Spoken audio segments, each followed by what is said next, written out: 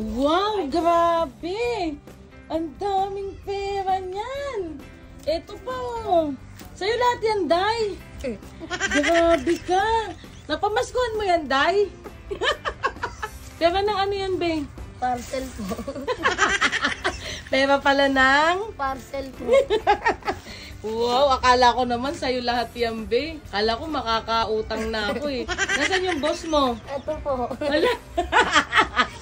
Ayan pala, nagkikwenta. So, ano ka ngayon? Secretary? Ano? Taga-bilang po. Okay. Alam mo ba kung mapapautang?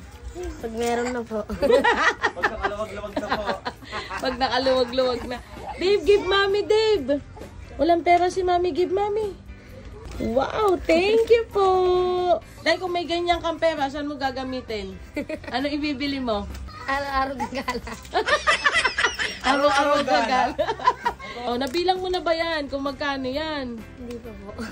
Ala, ayaw ibigay ni Dave yung 200. Dave, akin na lang yan 200. Give, mami. Wow, thank you po. Ang sayo. Akin na lang to, Dave. Ha? Baka ma-short ang mama mo. Ala, kinuha din. Wow, thank you. Kiss, mami. Kiss. Oh, ayan na, Dayo. Wala akong kinuha dyan, Daya. Ikaw, baka may kinuha ka dyan. Wala ka ba kinuha? May inipin. Bigay mo na sa boss. Ay na. Pero ito nung... Ay, naku.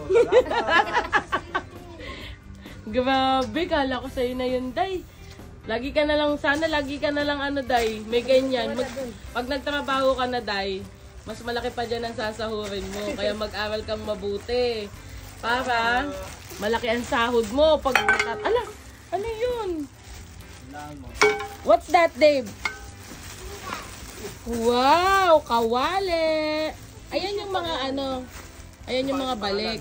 Okay. Yan na pala ang trabaho mo ngayon, Day. Ngayon lang ba yan? Magkano sahod mo dyan, Day? 600 na nga eh. Wow, may 600 eh. Sana all. May 600. Lilibre ako niya ni Diday. May 600 si Diday eh. Yun lang po. Bye-bye, Day.